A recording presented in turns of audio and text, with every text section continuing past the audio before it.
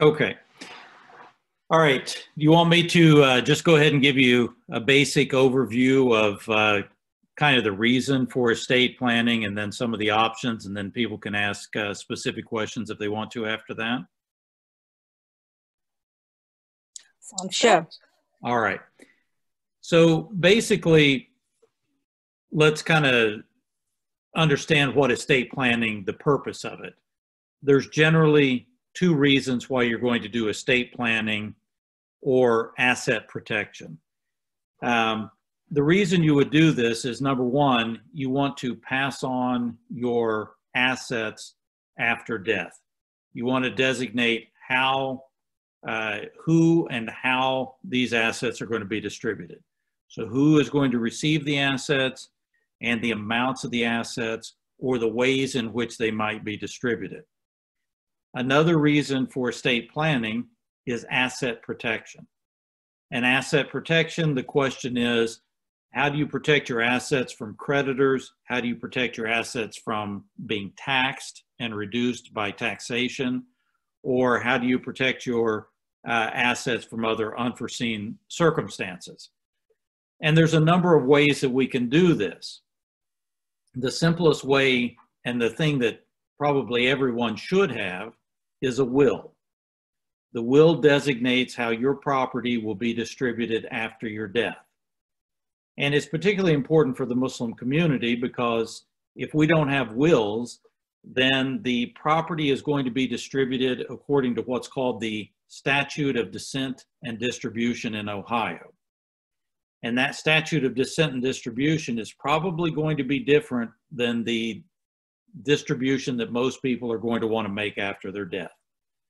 For instance, in the statutes of descent and distribution, they say that if you die without a will, then a certain portion of your assets are going to be set aside for your spouse. The house will be set aside.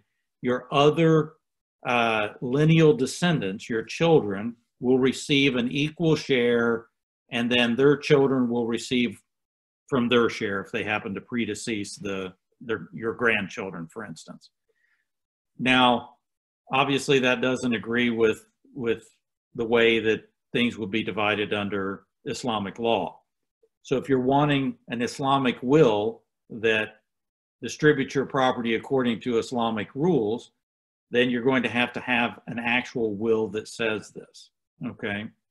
That's the number one way to do it.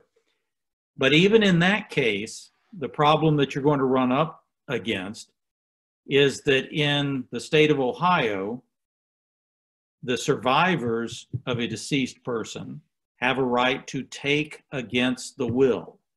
So even if that will says you're going to make a certain distribution, if that is less than the distribution that a spouse, the surviving spouse, would be entitled to under the laws of the state of Ohio, then that surviving spouse can say, okay, I want what I get under the statutes. I don't want what the will says.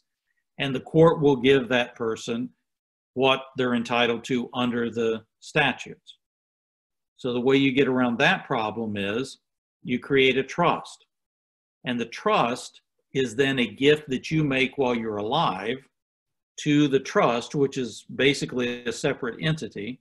And then upon your death, that trust makes the distribution that you want made, or that trust is there for the benefit of surviving children or surviving spouse.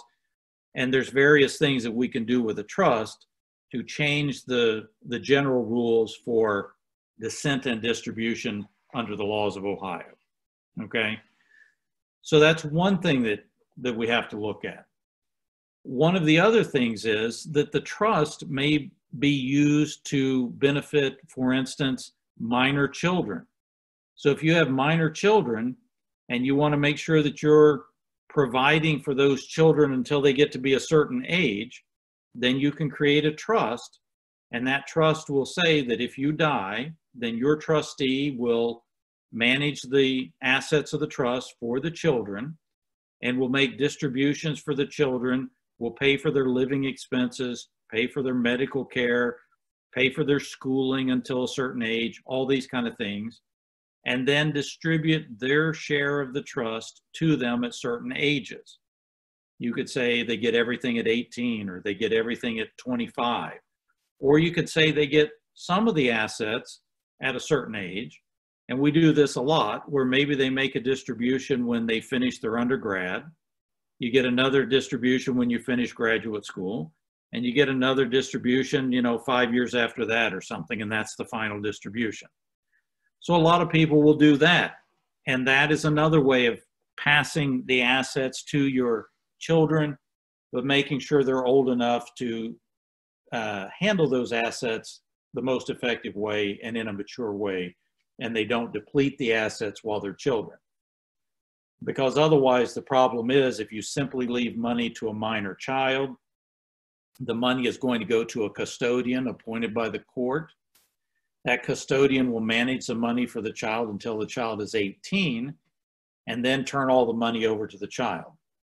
That custodian does not necessarily have to have the same powers that a trustee has to look out for the interests of the person that they're holding the money for, or to pay for their schooling or their medicine or things like this.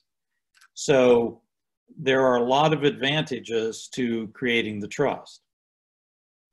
And then, of course, the other reason for creating trust is that you want to protect your assets from creditors. So if you have a potential that a creditor would sue you, for instance, if you're a physician and you are looking at, malpractice cases, you want to avoid any exposure from those type of cases, then one of the things that we can do is put assets into a trust. Now, the amount of control, this is where things get a little tricky. The amount of control that you have over that trust will dictate how much protection you get from the trust. The less control that you have, the more protection you will have from the trust from creditors. All right. So we divide these trusts into two basic categories. We have what we call a revocable trust. It can be revoked at some point in the future. That's what most people end up with. That gives you the greatest amount of flexibility. You can change the trust at any time. You can completely revoke the trust and get rid of it if you don't want it. You can move assets into and out of the trust. You get the same treatment on your taxes as though you had owned these assets. So if something depreciates, you get to take depreciation. If you have expenses to maintain an asset, you can take those expenses as a deduction on your tax return. So there's an advantage to doing that, but that gives you less protection than an irrevocable trust, one that cannot be revoked. An irrevocable trust gives you a lot more asset protection because you basically put the assets beyond your own reach. You're not even going to be your own trustee. You can't control those assets, and you can't dissolve that trust. So when you do that, you get the maximum amount of asset protection, but you also have the least ability to control your own assets. So there are reasons for using those kind of trusts. For instance, if you have a child with disabilities or something like this, and you want to create a special needs trust, that's a good reason for doing it. If you have an insurance trust, a trust that you're going to fund with a life insurance policy so that when you die, your heirs are going to be taken care of with this life insurance policy, that's another reason for doing those type of trusts. Charitable trusts, a lot of times, are those kind of trusts. And then also trusts when people have, as people get older, the likelihood that they are going to transfer assets a lot diminishes. So as you get older, you're probably not going to be moving as much, things like this. You're certainly not going to be moving for job-related moves because you'll already be retired, that sort of thing. So then you might want to look at creating that irrevocable trust and putting assets into it. During the, while you're working and you're living and you're, people in their 30s, 40s, 50s typically have revocable trusts because they will make changes to these trusts for a year. And they end up having a situation where they're going to want to move because of jobs, or they're going to want to change houses, or they're going to want to sell assets and get new assets. So those are the reasons for doing that. And then within that context, we have a lot of other options that we can use. There are investment options that people can use. We can fund things with life insurance. They're setting up limited liability companies to manage certain assets, setting up corporations to manage those assets. All of these things get brought in when we're looking at specific questions and how to solve those questions for people. And then generally, as you're doing estate planning, a couple of other things that you want to think about is you want to think about having a durable healthcare power of attorney, and you want to have a living will. And I'll explain these two things. A lot of physicians, people in the healthcare industry will know these as advanced directives. Basically, when you go into a hospital, they're going to ask you, do you have a durable healthcare power of attorney? Do you have a living will? Because if something happens, they want to know who can make healthcare decisions for you. That's the person that you designate in your durable healthcare power of attorney. You designate somebody to make healthcare decisions for you in the event you're incapacitated, but you're going to recover. All right. So the example I give is you're in a car wreck, you're unconscious, you go into the emergency room, the physician says, okay, we got two treatment options here, treatment A, treatment B. There's risk involved with both. Which treatment do you go with? All right. Somebody needs to make that decision. You designate that person ahead of time. You designate an alternate, and then that person makes the decision. That is different from a living will. In a living will, you're talking about a situation where you're in a permanently incapacitated state. Your physicians believe you're not coming out of this incapacitation. So you're in a coma, you're not going to recover, and you're designating ahead of time while you're in your right mind that you want to be disconnected from life support. And you're making that decision to keep your family, your children, your spouse from having to make those decisions. And you're saying ahead of time what you want done. That decision will be honored by the hospital, will be honored by the courts. Otherwise, the law will assume that you want to stay alive, and you would have to litigate this whole issue in the probate court to be disconnected from life support. All right. So those are decisions. That's how you get into those cases like Terry Schiavo down in Florida, those type of cases. That's the way they arise. Somebody died without one of these advanced directives. All right. So that's kind of a basic overview of estate planning and what most attorneys are going to do as they go through estate planning. But I'm happy to answer specific questions that people may have about things.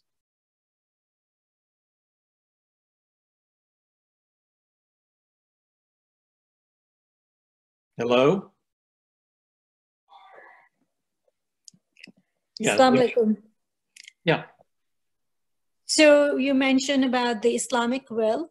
So the Islamic will becomes a part of the trust that you create. Like you make the Islamic will separately and then it goes into the trust. Yeah. So what we generally do is when we're setting up, specifically in a Muslim family or something like this, what we'll do is we'll set up an Islamic trust and an Islamic will. So it depends, when we'll go through details about how people want things to pass. Some people want things to pass exactly according to the Islamic rules, which means that in many cases, it passes certainly beyond your children and your parents, goes to brothers, sisters, things like this, depending on the family. But what we do is we decide how people want stuff to pass, and then we generally say that in the will, that anything that you die with that has not already been transferred to the trust will be transferred to the trust and then distributed according to the trust. Now that's one thing that we can do. But as an alternate, there's another thing that we can do. And we probably have, probably half the cases that we do are like this. What we do is we set up a trust, and the trust says basically take care of my spouse until my spouse dies. When my spouse dies, I have 3 children. They each get 1/3 of my trust. All right. You know, I mean, they could be any percentage. They can be, you know, the boys get twice as much as the girls. They can be whatever you want. But a lot of people just say, treat my children equally. They all get the same thing. All right. But the will, that's different. Under the will, these people will keep a certain amount of assets to be passed at their death according to their will, and those are passed strictly according to whatever the Islamic rules are. So the wife gets a certain fraction, each child gets a certain amount, the boys get twice as much as the girls. You know, if the brother or sister get money or the parents get money, those things are distributed according to the will. And the reason for this is because if you think about it, and I've looked at things not only from a legal standpoint, but from the question of Islamic scholarship, how should these things be treated? And most of the scholars have looked at this and said, and they don't all agree, but most of them, the majority of them come down on this side, is that, look, when you make a transfer to a trust, it's no different than if you took your property while you were alive and you gave it away to somebody else. You gave it away to a charity, all right? Mm-hmm. So if you said, well, look, I've got $100,000 here. I'm going to give this to the United Way or to, you know, whatever Islamic charity you want to give it to. No one would expect that at the time of your death that your executor of your will was going to go ask for that gift back and then distribute it under the will, all right? Mm-hmm. So what happens is, the theory is, you're doing the same thing when you create a trust. You're making a gift to this trust, which is going to be distributed at some point in the future, but it's still a gift. You're making that gift today.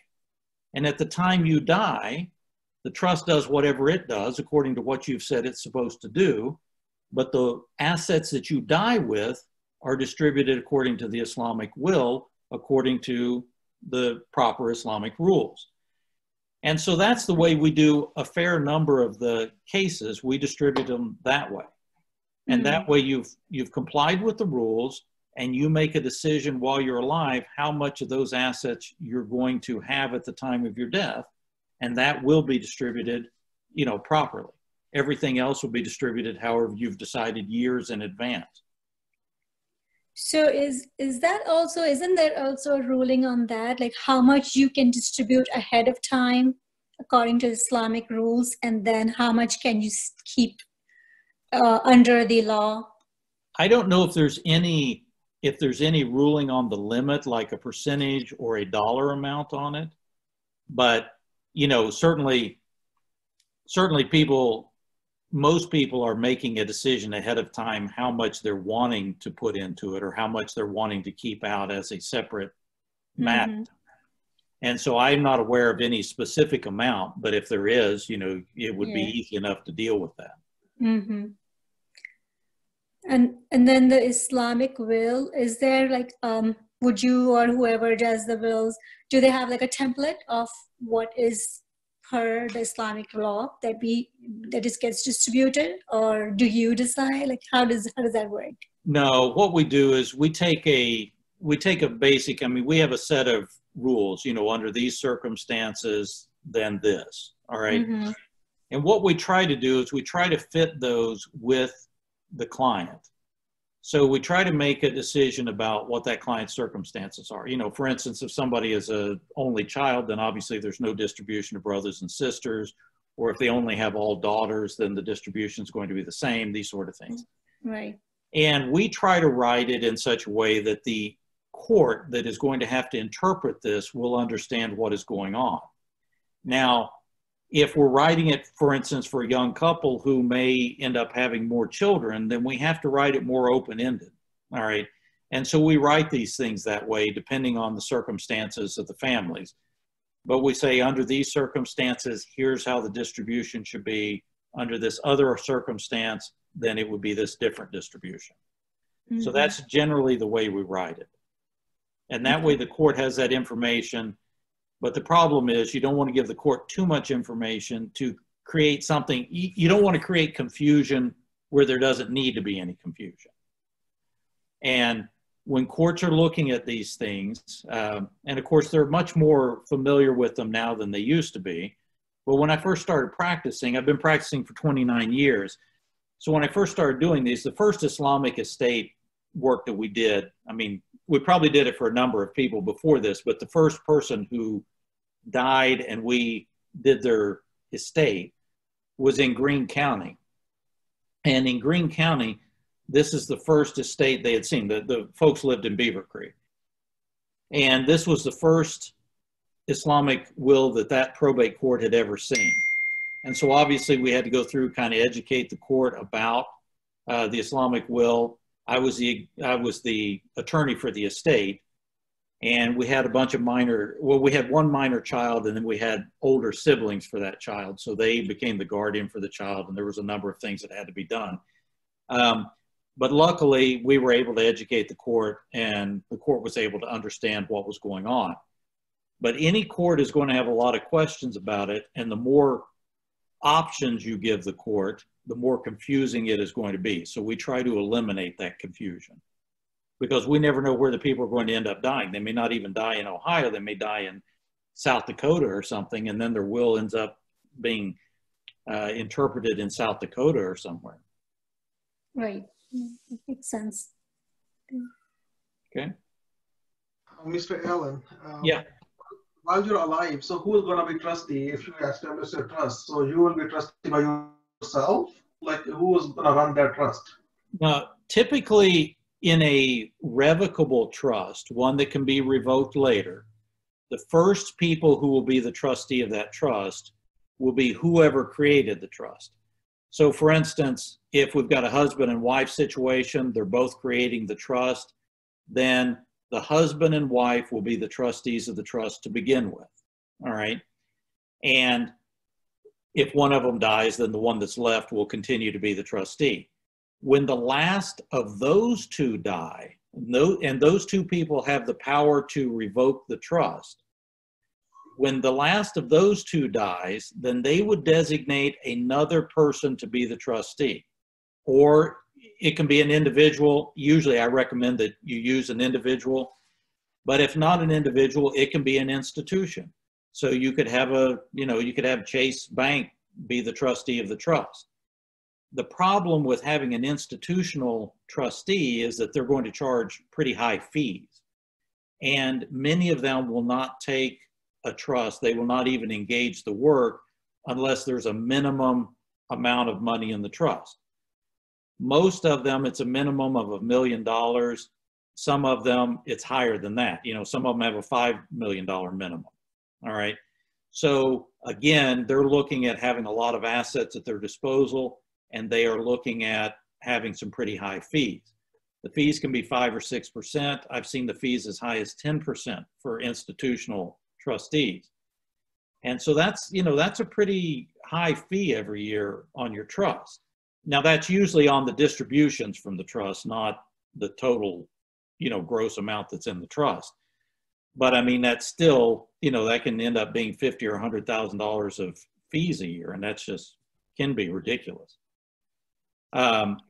So generally, I advise people to use either a family member who's competent to do it, a friend who's competent to do it, or you can have, an attorney or an accountant do that, be the trustee as well.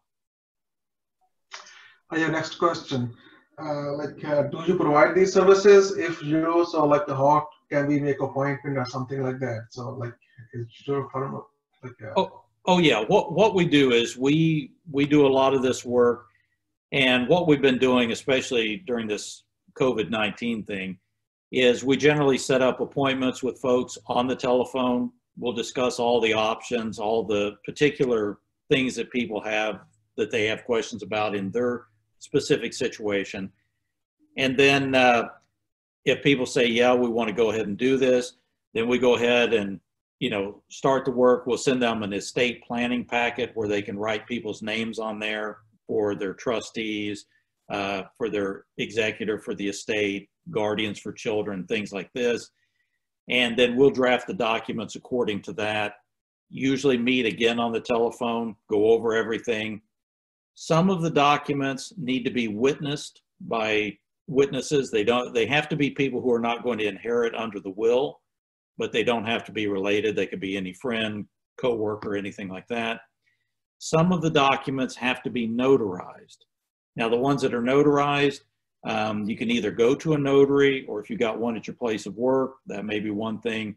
Otherwise, you know, our office always is available to witness these things or to notarize them. So we can always set up an appointment to do that. Some people, depending on their situation, just don't want to come into the office, and that's fine, as long as you've got somebody who can notarize that. So last question on my side. If we want to establish a trust, what is the average cost for that? Is there any rough estimate for that? Yeah, I mean, I can tell you that generally what happens is it depends on the specific situation. So realize that everybody could have, you know, different needs. I mean, some people are operating small businesses, some people are professionals, they're employed, they don't even own their practice, some people own their practices. So there's a lot of things that we may have to do. But generally speaking, you're probably looking at about $2,500 for the trust and the wills. But then these other ancillary things that have to be done can cause it to be more expensive. So my guess is most people are probably looking at about $2,500 to $5,000, depending on what needs to be done. Obviously, you know, it could be, I'll give you an example. I had a client who wanted some property transferred into a trust. Well, we charge $100 for a deed, okay, to transfer property to a trust. Well, that's not a big deal if you've got one piece of property, but this guy had 120 pieces of property, all right? So obviously, we're not going to charge him 120, you know, well, maybe not obviously, but 120 times $100, okay, this is a lot just to transfer the deeds. So, you know, it would have been a lot of money. We ended up, you know, doing some of the deeds cheaper, and so we discounted the deeds because a lot of them were in the same county. So the ones that are in the same county, we can kind of multiply the work that we're doing and stuff like this. So we try to be cognizant of that and you know, charge people volume discounts if you got things like that, whatever. But that's why it's, you know, that's why I can't give an exact price ahead of time. But that's generally how it is. Thank you so much. Okay.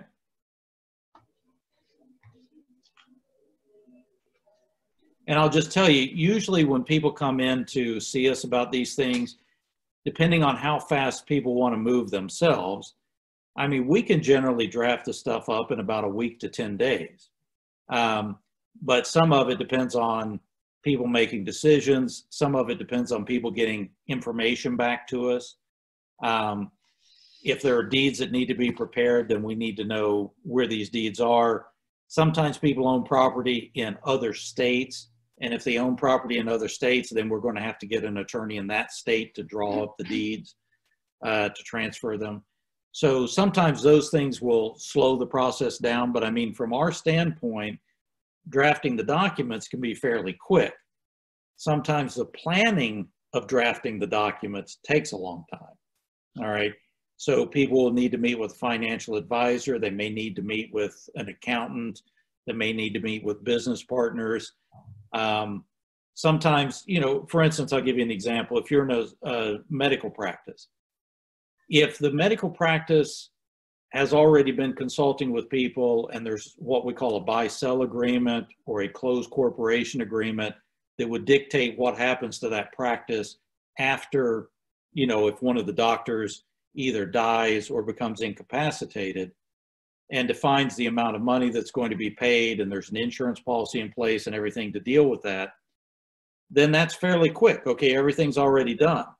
But a lot of times what happens is one of my clients will come in and say, well, okay, we want to do this estate planning. We do the estate planning. We ask for the operating documents for the practice. We find out that there are no operating documents for the practice. There is no, you know, closed corporation agreement, no buy-sell agreement. Nothing is in place. And then we say, okay, well, these things should be in place, but then you got to sit down with, you know, 3 or 4 partners and try to decide what's got to be done. And then sometimes that takes a while as well. But, you know, all these things should be in place. So if that comes up, it's always a good idea to look through all of it and you know, just get it taken care of. So you just mentioned that there are two types of trust. Revocable trust is not as safe. RMD actually, you know, like, so being in a medical practice, you're always at risk of getting so, God forbid. How protected is it, revocable trust? So suppose if I have my own home and a rental property, you know, so like, what do you suggest? Like, though I'm not high risk in Right. practice, but still you are at risk of getting sued, you know, just to protect the property. So Right. how safe is this? Well, so look at it this way. When we look at asset protection, I try to analogize this to folks. I mean, we're basically looking at a spectrum of protection. The least protection that you can have is to just own an asset outright and run the risk of being sued. And then when you run that risk, if somebody sues you and they take a judgment, they can attach all of the assets you own. So the farther that we can put these assets away from you, the harder it is for them to collect the judgment against any of these assets. We make it harder and harder, all right? So the idea is nobody wants to operate as what's called a sole proprietor, right? You don't want to just go out, have no corporation, nothing in between you and your creditors. You own everything. You get sued, they take a judgment against you. Not only do they attach your business assets, but they attach your house, they attach your car, they attach everything, and they liquidate them and pay their judgment. That's the worst possible scenario. So at the very least, you want to have limited liability companies that are in there. You may want to have corporations. You may want to have trusts. And each of these things adds an additional layer of protection. So for instance, if you had a situation where you operated your, your medical practice, if you've got that situation, the law of the state of Ohio basically says that for professionals, doctors, lawyers, accountants, people like this, that you cannot stop your professional liability through a corporation, okay? So when you get sued as a doctor, you don't get sued just as, you know, whatever the practice name is, LLC. You also get sued in your individual capacity as you know, Dr. So-and-so MD. So what happens is you want to have an insurance policy, number one. Number two, you want to make sure that the asset that is sitting there, the practice itself, doesn't have any more assets in the practice than are necessary. So for instance, if you're, a nephrologist or something and you've got, a lot of machinery, you might want to have those machines in a separate corporation that the practice then leases them from, okay? And that separate corporation could be in a trust that has nothing, it's your trust, but it has nothing to do with your medical practice, all right? And at that point, it would be extremely difficult for somebody who sued the medical practice and took a judgment, or even took a judgment against you, to get at that asset that is then owned by a separate trust. So each of these layers just makes it harder and harder and harder to get at things. So if you look at, for instance, I've looked at a lot of documents from folks, and I don't know where you work, but like if you look at UC, I can give you examples of medical practices there, but one of the things is there will be a, UC physicians or something, and they employ a doctor, and the doctor owns a certain, percentage of this thing. And some of the compensation comes from there, but some of the compensation may also come from the University of Cincinnati because that person's also on staff at University of Cincinnati. Yes. Then there may be yet another entity over here that also pays a portion of the compensation. Okay, so, and there may be some ownership in some of these things, and it may not be the same as others. And obviously there's no ownership in the University of Cincinnati, but the reason that you're on staff at the University of Cincinnati is to give you the protection, sovereign immunity of the state of Ohio, because it's a state university. And so there are reasons for doing those things. And, again, it becomes very detailed. but I'm kind of giving you an idea of the thought process that we go through when we're looking at these things and try to figure out how to do it. But the more layers, the bottom line is, the more layers you put in between you and the creditor, the better off you are and the more protection that you have. If your home is not paid off yet, can you still put in the trust? Absolutely. Yeah, you still put it in the trust because that's the estate planning. But sometimes we have to look at whether or not that's the way you want to do it. Because if your home is not paid off, all the owners of the piece of property have about $144,000 state exemption in the equity in the home. So if you and your wife own the house together, then that means that you have more than $250,000 of asset protection based on the statutes of the state of Ohio. All right. So sometimes it may not be necessary to do that. And it depends, again, on how you own the house. Sometimes, as part of the estate planning, if it's not in your wife's name, you may want to make a transfer to your wife, all right? Or you may want to make a transfer to your children. It depends, you know. So there are different ways to handle these things, but I mean, that's part of the consideration. So once you create a trust, finalize that, yeah. And then as the time goes by, the asset can go up or down. Right. How often do you update the trust? Yeah, what I usually tell clients to do is that really about every year you should kind of look at your situation in terms, you know, kind of the way you would do your finances, maybe with your investments or something. You sit down and look at it and say, okay, have things changed in my life that I may need to change this trust?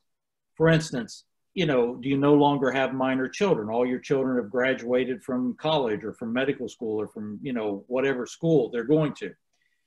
They've done this, they've graduated from school, they've got a job. Okay, maybe the considerations that you had earlier still don't exist. As a practical matter, we probably revise trusts about every 5 years on average, okay?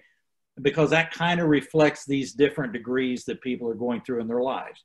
Their children are in high school, or they graduate high school, or they graduate college, or things happen, or they change practices. You know, they change their, maybe they retire, maybe they go into a different practice, maybe they buy an asset, or they have a new business. And those kind of changes mean that we need to sit down and reevaluate the estate planning, and we need to make the changes. One of the other things that comes up, and I've had this happen a number of times, and then I, you know, will call the clients up and say, hey, we need to reevaluate the estate planning. So for instance, years ago, one of the major reasons for doing estate planning was for tax avoidance, okay? Federal estate tax avoidance, mainly. What has happened is, over the years, we've upped the limits on estate taxes. So for instance, the federal estate tax limit is like $5.5 million at this point, 11 million for a husband and wife. So you're looking at a situation where most people's assets are not exceeding this, so they don't really need the estate planning for purposes of just avoiding federal estate taxes. In Ohio, we've eliminated our estate tax altogether for right now. And I say for right now because these things can always be changed. You can always bring a tax back. You can always lower the exemption limits at the federal level. But for right now, we have no estate tax in Ohio. So there's very little reason to do what we used to do, which was called an AB trust. So if you ever talk to somebody who had a trust done, say 20 years ago, they would talk about a pour over trust or an AB trust. And the reason for doing that was to maximize the federal tax exemptions. We don't do that anymore, or very seldom. I mean, you know, some people still come in and have that need, but that's a very limited use of a trust that is not generally done today because most people don't need it. Asset protection is more important. transferring the assets according to the way people want the assets to transfer. Those are more important considerations today.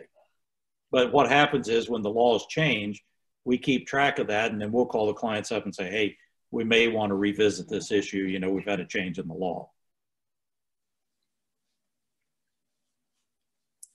Thank you. All right, you're welcome.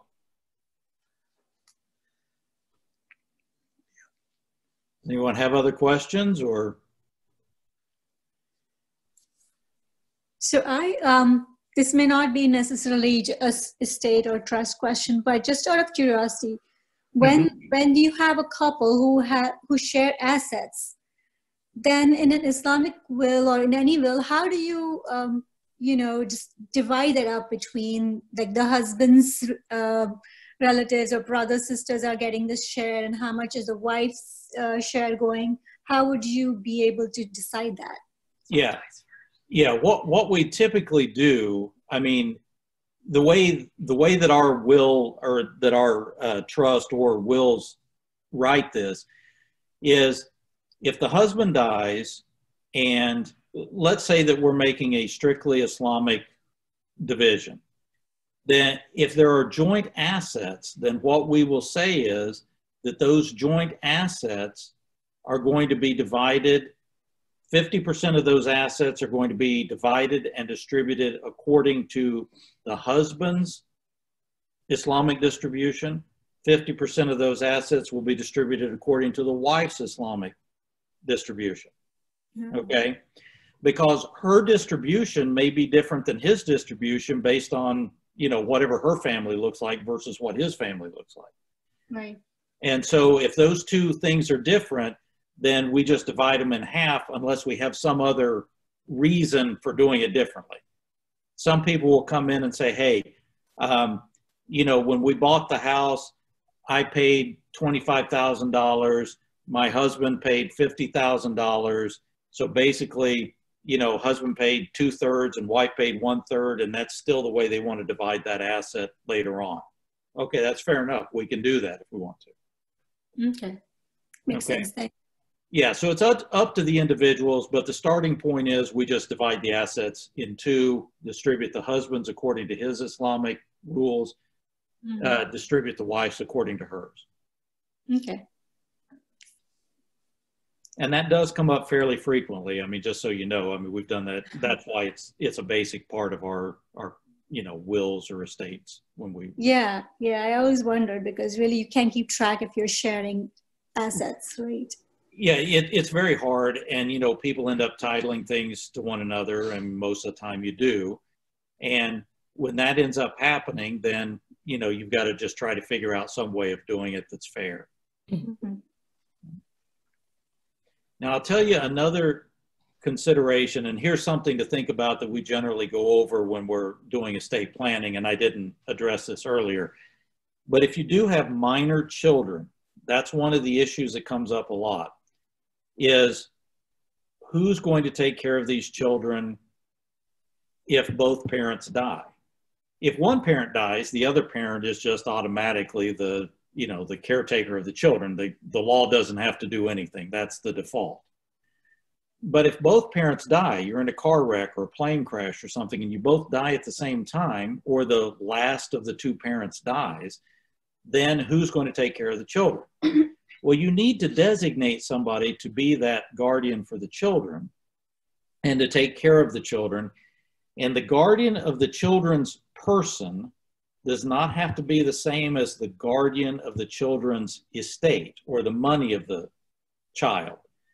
So what you could do is you could have, the child's favorite aunt or whatever can be the guardian of the child, but maybe you say, yeah, but my friend, Ali or whatever is an investment banker and he'd be a lot better managing the money. Okay, fine, let him do that, and the aunt takes care of the children. So that happens a lot, but here's the other problem that comes up. A lot of times people say, well, wait a minute, all of my family is outside the United States. So I want to name my brother who lives in Pakistan as the guardian of the children. Well, here's the problem. when the court sees that, you're saying, okay, so court, what we're asking you to do is not place the children in the guardianship of somebody who's here in the state of Ohio, but we're asking you to take U.S. citizen children and send them out of the United States beyond the authority of the court to somebody else. And there's a lot of probate judges that will say, no way, not going to do that. And so that's the problem that you're going to run into. So I advise people to try to pick people, preferably in the United States, I mean, as a number one preference. But if they can be in the state of Ohio, great. But at least they should be in the United States. All right. If you absolutely can't, then we just have to cross that bridge when we get to it, you know, and just have to hope for the best. But that can be a difficult situation, and it can be a difficult decision for U.S. judges to decide that they're going to send a child, because they have a duty to protect the child. And if they send the child to a country where they have no authority, they can't protect that child. But that's something that everybody has to think about, you know, when you're doing these things. And also your trustees, your executors of the estate. The executor of the estate absolutely needs to be somebody who lives in Ohio, because that way you can avoid the bond, you can avoid a lot of problems. But your trustees don't have to be somebody who lives in the state of Ohio. They don't have to be somebody who lives in the United States. But again, I would recommend that the trustee of the trust also be somebody in the United States, because it just makes it easier. If there's something that goes wrong or something needs to be done, then you can have a court in the United States enforce those decisions. So what's the difference between a trustee and an executor? The executor is the person who marshals the assets of the estate when the person dies. And then that person takes it to the probate court and says, okay, I'm registering the will with the probate court. We need to distribute these assets to whoever those assets go to, you know, the beneficiaries of the will. And so that person handles the probate process and the distribution of assets under the will, either to the beneficiaries or to the trust or to whoever. The trustee is the person that the trust names to manage the assets of the trust, all right?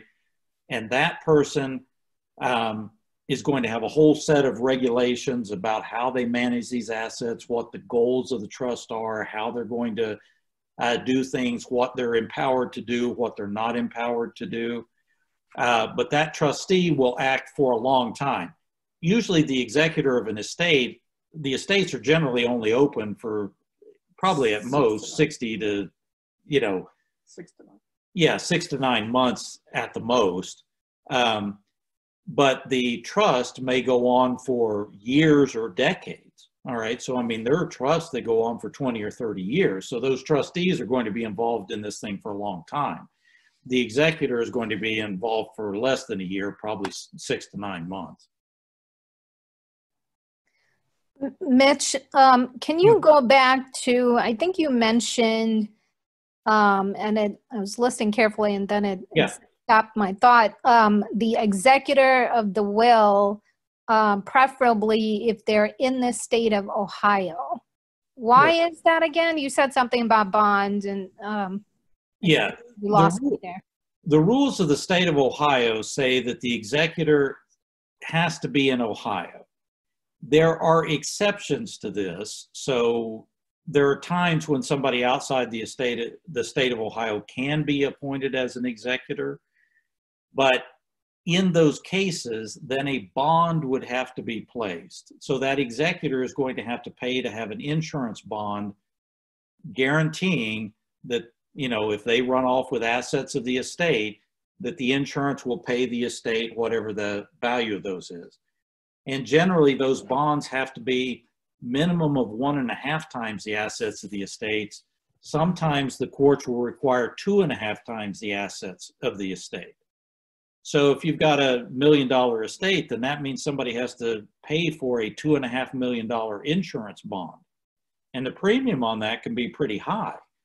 and there's no provision at the beginning that that person can pay it out of the estate. So they would have to pay it themselves out of their own pocket.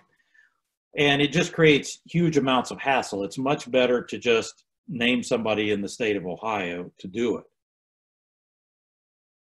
What happens if a guardian is not defined for the kids, or the caretaker is not defined for the kids, and both parents die? What happens? Then the court will have to appoint somebody. Now, generally, the court is going to try to place the children with a relative. So, you know, if a brother or sister or cousin or aunt, uncle, whoever comes in and says, you know, I'm this next of kin of this child, and I would like to have the court of, you know, place the children with me, then the court has to make that decision. But then it becomes an expensive process. The court's going to appoint a guardian ad litem for the children, going to investigate the person that they're considering placing the children with.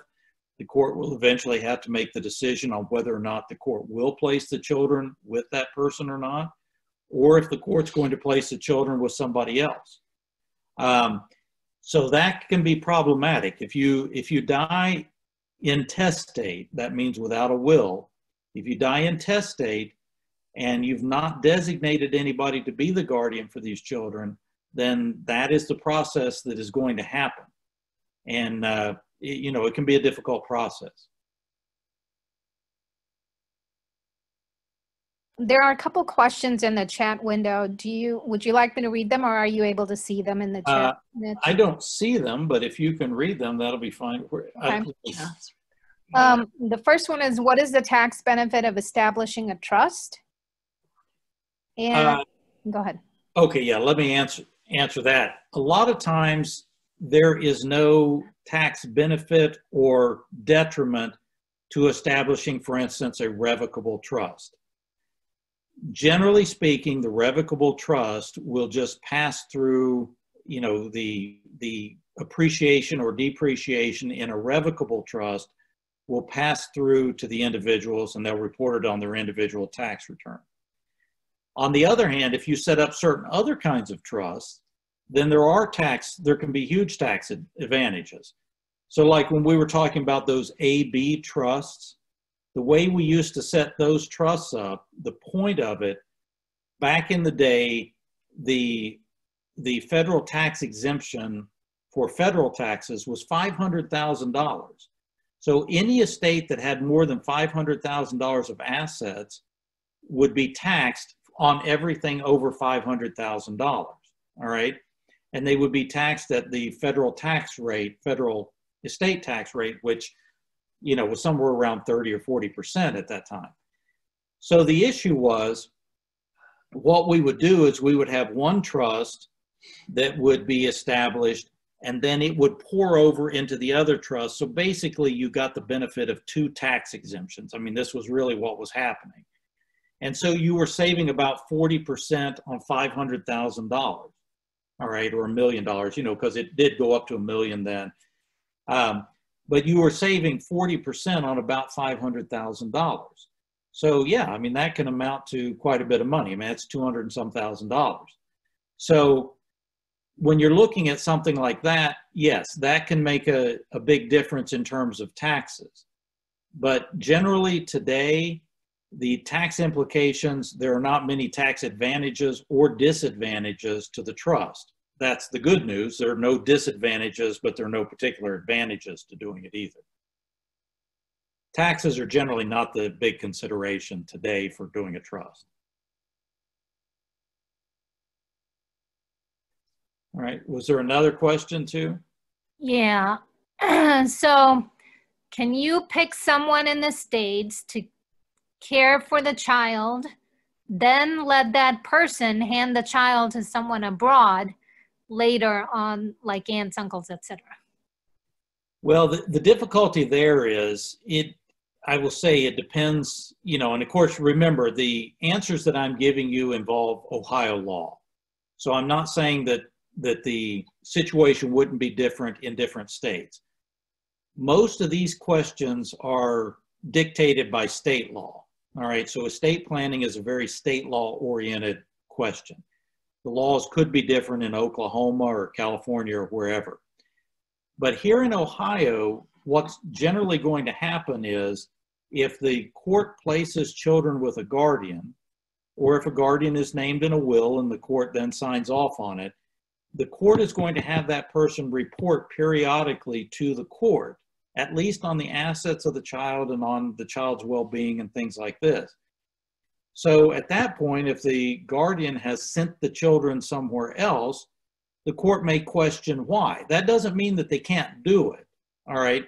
Because they might be sending the children overseas for, education, or maybe they're sending them there for a summer break or something. But if they say, well, I don't want to be the guardian of these children anymore, so I'm going to go send them to their grandma, the court would probably have a problem with that, all right? That person might be charged with contempt of court or anything else. So, I mean, there are remedies that can occur. The court would have a hard time getting the children back, but that doesn't mean they can't punish the person who did it. So, it just depends on the exact circumstance and what may happen at that time. So I think there's a follow-up question. When both the parents die, can we have guardians in the USA though the kids are not US citizens or born abroad? Sure. Yeah, I mean, if the children are not, you can always have guardians in the US. That's the preferable thing because it makes it easiest for the court. If the children themselves are not US citizens, then the court might have less problem sending them back to, their home country. All right, the court should have less problem with that because they're not US citizens to begin with. Now, I will tell you that I have gotten into cases, in divorce cases, for instance, where we had non-US citizen children. They were just green card holders. They were derivative of their mom and dad. Mom wanted to go back home with them. Dad didn't want to go. He wanted to stay in the United States, even though he wasn't a citizen either. He was a green card holder. The court had to decide who was the best parent for these children. And they initially would have chosen the mother, except she expressed an intention to leave the United States and go back to India. And as soon as she said that, the court said, well, then we're going to place the children with their dad. Okay, but these aren't US citizen children, they're Indian children. So why shouldn't these Indian children go back to their home country? All right, I don't know. But that was the issue that the court, that was how in Warren County, that was how our domestic relations court decided that case. And, I think that's a case that really should have been appealed up through the process because there was some real issues in the decision and everything else. But just remember, that's the kind of thinking that you're going to encounter with the judge. There's a lot of discretion with a judge. So a judge could say, even though these children are citizens of India or Pakistan or Egypt or wherever, they're still not going to send the children out of the United States. Now, I think that's a problem because those children have a right to go home and they should not be held captive in the United States. Now, probably if both parents are dead, the court is not going to, they don't have another parent to give the children to, so they're probably just going to send the children back to their home country. Unless you specifically designated somebody here in the United States. But then the question would be what immigration right they would have to remain in the United States. So if both of their parents are dead in their derivative status, then the question would be what right they would have to remain in the United States. And that would be an immigration question. Thank you. Thank you so much, Mr. Allen. We really appreciate your time, your concern. It's mashallah, it's such a great event. You conducted very well. Yeah. Well, thank you. I appreciate it and happy to help out. And if if anybody needs anything or wants to come in for a consultation, be sure to give us a call. We always give, as you know, Anila, and a lot of other folks know, we always give discounts to people in the Muslim community anyway. So So thank you so much, and hopefully we can do one more session in a couple of weeks if we, if we have more people ask about it. And if you like to share your phone number, some of your information, or your card, we can, post it on some of our groups. So, if anybody has any question, they can always ask. Absolutely. Shalom. Be happy to, we're right there in Mason, and the telephone number is 513-229-2900. And our website is just www.allenlawco, ALLENLAWCO.com. We had to come up with Allen Law Co. because somebody else had Allen Law and somebody else had Allen Law Firm.